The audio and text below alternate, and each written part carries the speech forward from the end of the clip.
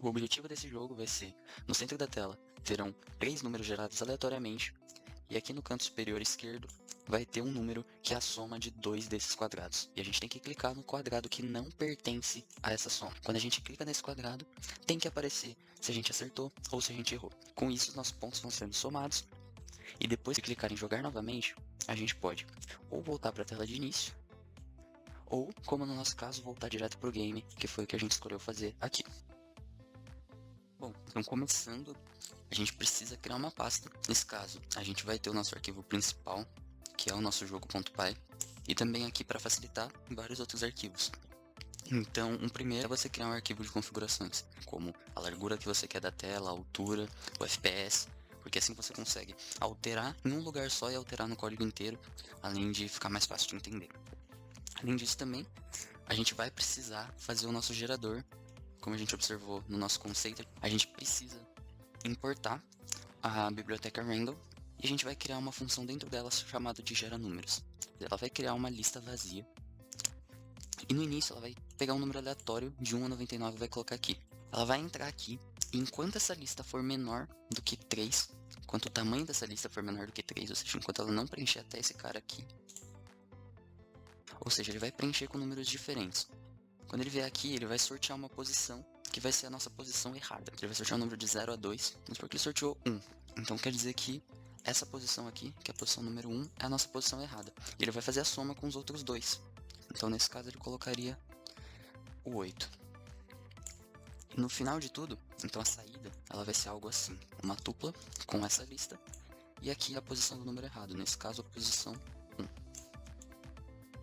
Com a nossa função geradora pronta, a gente pode começar a pensar na lógica principal do nosso jogo. E ela ocorre no arquivo jogo.py, e no início dele a gente tem que fazer os imports e as inicializações. Enfim, importar as telas de início do jogo e do game over, e principalmente, muito importante, iniciar o Pygame e a nossa tela. E iniciar o nosso loop principal com o estado que a gente quer ir. Então a gente vai ir para a tela de início. Então, enquanto o estado não for sair, a gente vai ficar rodando aqui nesse loop principal até que essa tela de início retorne um estado diferente, ele vai ficar aqui. E se ele for igual a Kit, ele fecha o nosso jogo, simplesmente assim. Então, as telas elas precisam receber o display que a gente vai exibir essa fase, por isso que a gente insere nessa função a nossa tela. Porém, no caso do Game Over, a gente também quer que seja exibido os nossos pontos. Então a gente precisa aqui coletar o state e os pontos que vão ser usados para serem exibidos na nossa tela de Game Over. Então aqui, rapidinho, a nossa tela da fase ela vai retornar o state e também os nossos pontos. Se a gente começar, bom a gente ter uma noção de como a gente posiciona os objetos em Pygame. E, por exemplo, se a gente posicionar esse retângulo na posição 00, o que vai contar é o canto superior esquerdo. Então, o 00, a gente posicionaria ele aqui. Então, se a gente quer posicionar esse quadrado exatamente no centro, o que a gente precisa fazer? Isso aqui significa que ela tá na metade da largura e a altura h, ou seja, a altura dividida por 2. Porém, nosso quadrado ainda não está centralizado. Então, aqui vai ser a nossa posição, porém a gente tem que subtrair metade disso aqui e metade disso aqui. Dessa forma, deixando ele centralizado. Bom, na nossa tela inicial, a gente precisa também importar o Pygame, nossas variáveis das configurações, e a gente precisa criar a função que a gente chamou lá na parte principal. Então, no início de todas as nossas telas, basicamente, a gente vai setar o nosso clock e iniciar o nosso loop principal. E dentro desse loop a gente observa um padrão. Seta o nosso FPS, analisa os eventos, preenche a tela com os elementos, no nosso caso o background, que é uma cor, e desenha, no nosso caso, o botão e o texto, e atualiza a tela. Esse padrão vai se repetir. Analisa de eventos, preencher a tela e atualizar a tela, além, é claro, de gerar os resultados. Nesse caso, a gente cria o nosso texto de play, um botão um pouco maior, centraliza os dois, e aqui a gente detecta quando a posição do nosso mouse encontrar o retângulo do nosso botão. E quando o primeiro botão do nosso mouse estiver pressionado, ele vai voltar lá para a parte inicial e vai para a tela do game. Na tela da nossa fase, no início, tem algumas variáveis, como por exemplo o nosso timer e as nossas 3 vidas iniciais, além da fonte, e do grupo e da classe do nosso bloco, que eu vou ensinar como e porque a gente cria daqui a pouco.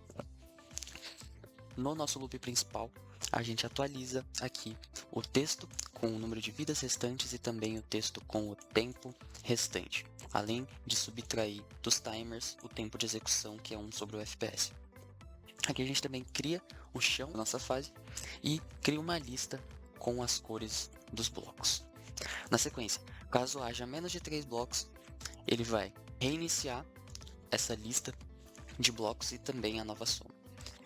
E nessa parte aqui, essa nova soma ela é renderizada para ser exibida no canto da tela. Aqui é feita a análise de eventos e depois a tela é atualizada e as informações são exibidas.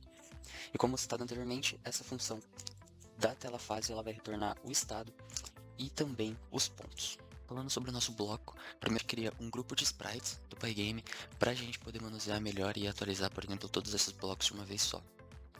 Já na classe do nosso bloco, essa classe ela vai herdar, ou seja, todo bloco também vai ser uma sprite, para que a gente possa usar ela aqui no grupo de sprites do Pygame. Então na inicialização, além de iniciar ela como uma sprite, a gente também vai definir as informações. Então, por exemplo, a informação se esse bloco é o bloco errado ou não.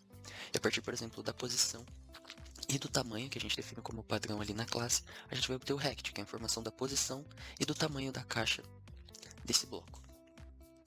E também já vai ficar salva a mensagem que vai aparecer quando a gente clicar no bloco. Então, se o bloco for errado, como o objetivo do jogo é clicar no bloco errado, vai aparecer a mensagem correto.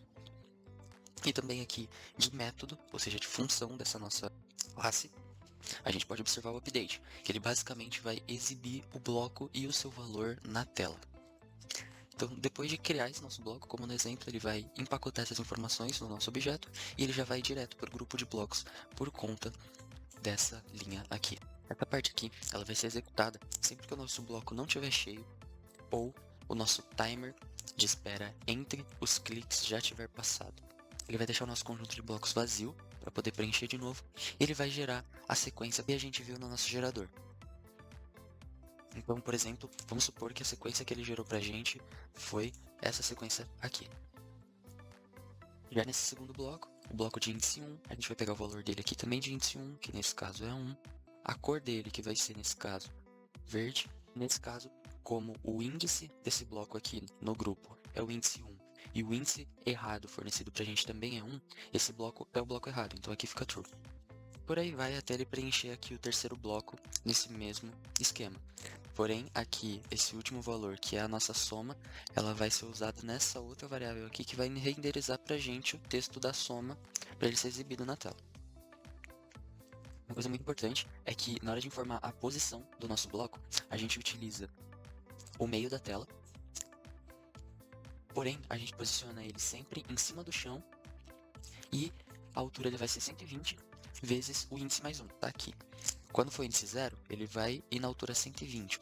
Porém, quando for o segundo bloco, ele vai ir na altura 120 vezes 2. E assim a gente vai empilhando os nossos blocos. Nessa parte, caso o tempo de espera esteja liberado, ele vai analisar cada bloco do nosso grupo de blocos, um por um, e ele vai ver quando esse bloco for clicado, ele vai pegar a mensagem desse bloco e já vai processar ela para deixar pronto para exibir e também já vai printar o valor desse bloco. Aqui ele vai analisar se esse bloco for o bloco errado, quer dizer que a pessoa acertou e ela vai ganhar mais um ponto. Caso contrário, ela perde uma vida. E destrói o bloco desse grupo. Importante ressaltar que aqui ele já seta o timer de espera para 1 segundo. Ou seja, a gente só vai poder clicar no próximo bloco e gerar a próxima sequência daqui a 1 segundo. Nessa parte aqui é feita a análise de alguns eventos, como por exemplo, se o timer for zerado ou se as vidas acabarem, o jogo vai para o Game Over. A nossa tela de Game Over ela é muito parecida com a tela de início, porém a mensagem do botão vai ser diferente e a gente também vai precisar renderizar os nossos pontos, que são fornecidos lá pela nossa tela da fase e elas são exibidas aqui no final. Porém, de resto, a gente analisa o evento, quando o botão é clicado, a gente volta para a tela do game novamente.